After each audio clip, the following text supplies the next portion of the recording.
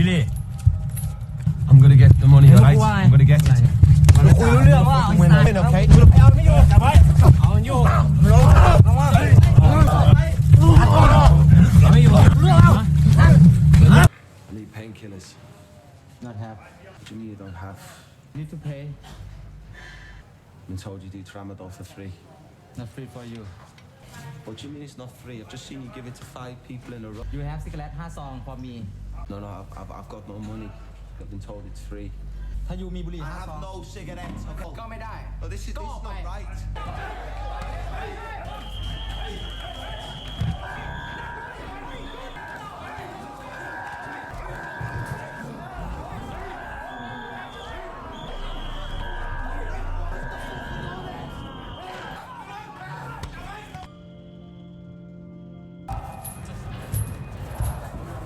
คนใหม่อ่ะคนใหม่ฝรั่งเกณฑ์ไทยโดนคดีเร็ว My name is a name Billy. Billy say name More.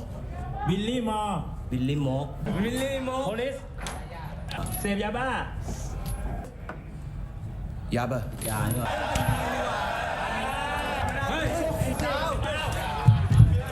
You have money No. No You work No.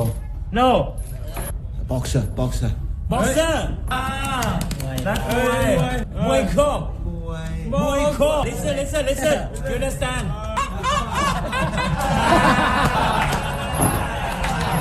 You understand Yes, I understand. Hit stand up 20 วิดพื้นอ่ะลง One Go 7 12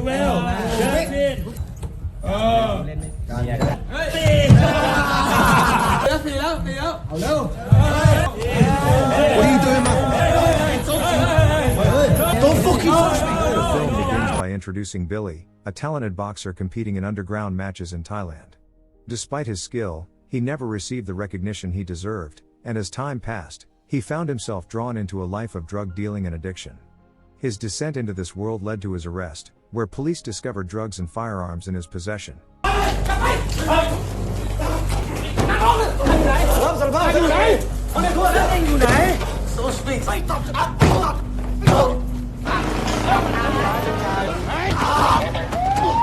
Resulting in a lengthy prison sentence. Inside the prison, Billy faced a harsh reality, where self-interest ruled and compassion was scarce. One day, while filling a bottle with water, he became embroiled in a fight with a gang.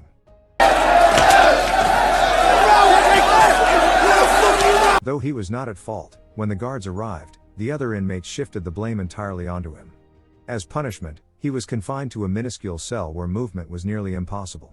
After enduring 3 agonizing days in that cramped space, he was transferred to another cell filled with dangerous criminals led by a man named Kang. The gang bullied him and questioned him about his crime. You police Yeah. ยาบ้าเสพยาบ้า You have money No. No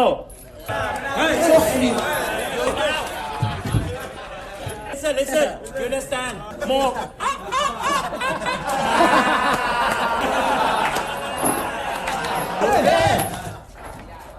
Listen 20 20 One Go As night fell and silence enveloped the prison, Billy ventured to the restroom. There, he was confronted by the gang, who threatened him with a knife and forced him into an unimaginable situation. Trying to erase the trauma, he returned to his bed, only to awaken the next morning to the grim news that another inmate had taken his own life rather than endure the torment. In desperation, Billy approached the warden for painkillers, but was met with indifference. He would only receive help if he paid or offered cigarettes. Infuriated by this corruption, Billy snapped and lashed out at those around him. I need painkillers. Not have. What do you mean you don't have? Need to pay. I've been told you do tramadol for free. Not free for you.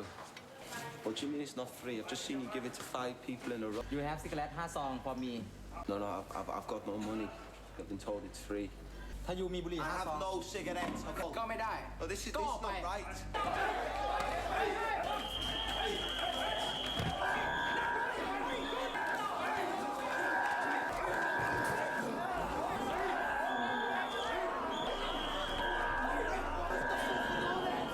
The guards quickly intervened, restraining him and administering a brutal beating that left him near death.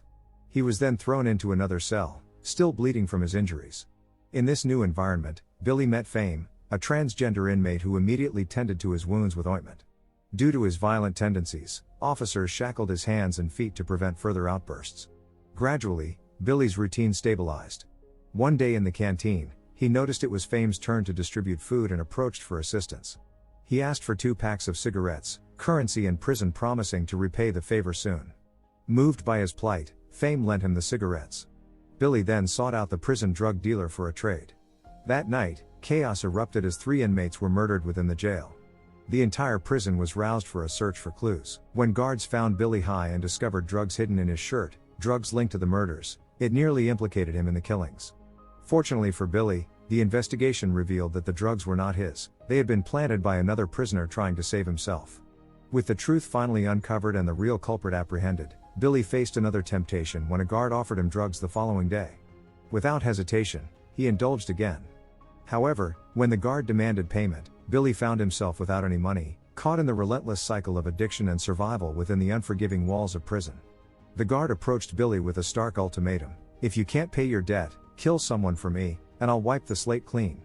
Initially, Billy resisted the dark offer, but desperation soon consumed him.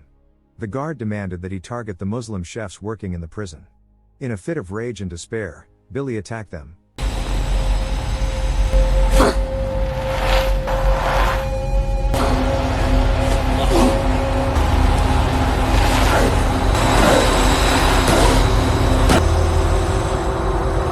The guard reveled in their suffering and offered Billy another packet of drugs as a reward.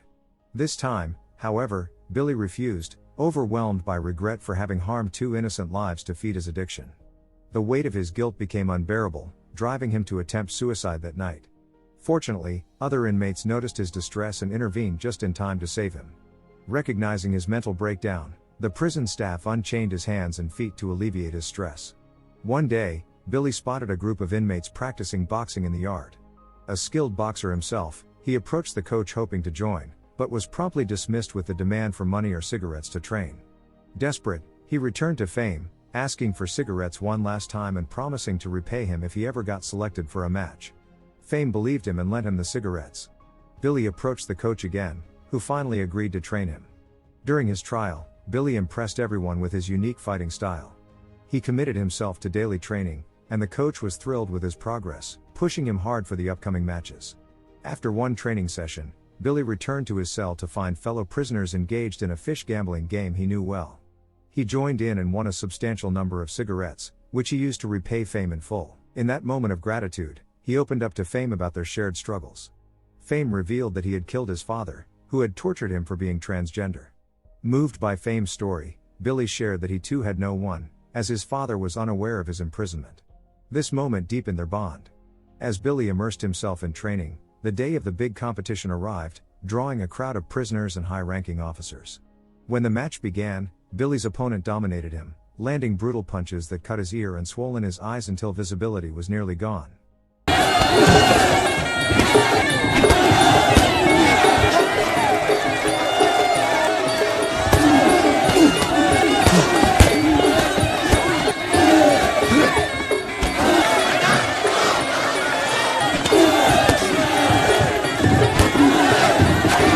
Seizing the moment, he delivered a perfect punch that knocked his opponent down. In a stunning victory, Billy won the match, earning genuine applause from everyone present, including an impressed warden. As a reward, he was moved to the boxing team cell, where conditions were significantly better, decent food and proper training facilities awaited him. His new companions gifted him a tiger tattoo on his back, believing it would bring him strength for the tournament ahead. Billy trained harder than ever, determined to succeed. However, one day while showering, he found himself surrounded by Kang's gang, the same men from his previous cell. Billy endured a brutal beating at the hands of Kang's gang, all because he had failed to repay his debt. Desperate for his life, he begged them not to kill him, promising that he would win the upcoming tournament and return what he owed. Kang relented but issued a chilling warning. He brandished a syringe filled with blood taken from an AIDS patient, threatening that if Billy lost, they would inject him and end his life. Shaken, Billy returned to his cell seeking solace in conversation with Fame. However, Upon arrival, he found Fame preoccupied with other prisoners, which stung deeply. He had always been loyal to Fame. Their argument escalated quickly, drawing the attention of other inmates who had to intervene and pull Billy away. Heartbroken and feeling betrayed, Billy turned back to drugs to numb his pain. While the substances offered temporary relief, they soon wreaked havoc on his body, causing internal bleeding that led him to the doctor. The physician informed him that excessive drug use had severely weakened his organs and resulted in hernias from intense training. He forbade Billy from both drugs and heavy exercise, warning that a single misstep could be fatal. Despite these mounting challenges, Billy was resolute. He would win the tournament. It was his only hope for survival in prison. Finally, the day of the competition arrived, and Billy, along with the other fighters, was transferred to a different facility. A large crowd of prisoners and high-ranking officers gathered to witness the match.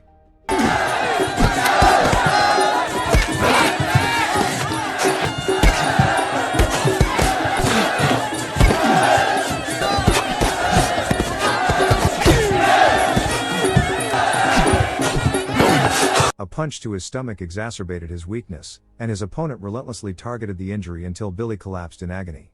His performance faltered so dramatically that few believed he could succeed in the final round.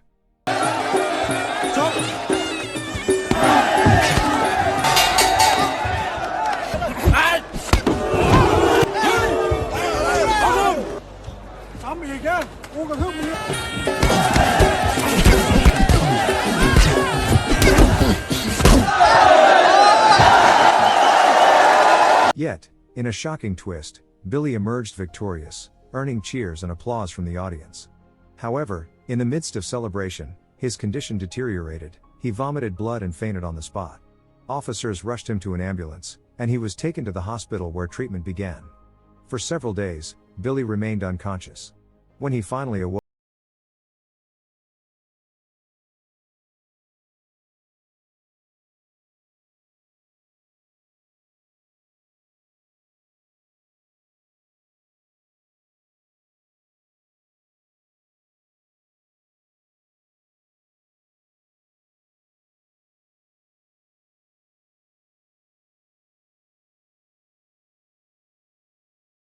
weeks later, once his health had stabilized, police escorted Billy back to jail. To his surprise, he discovered that his father had traveled all the way from England to see him.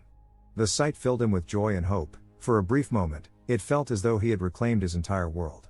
They exchanged emotional smiles, marking a poignant conclusion to Billy's tumultuous journey.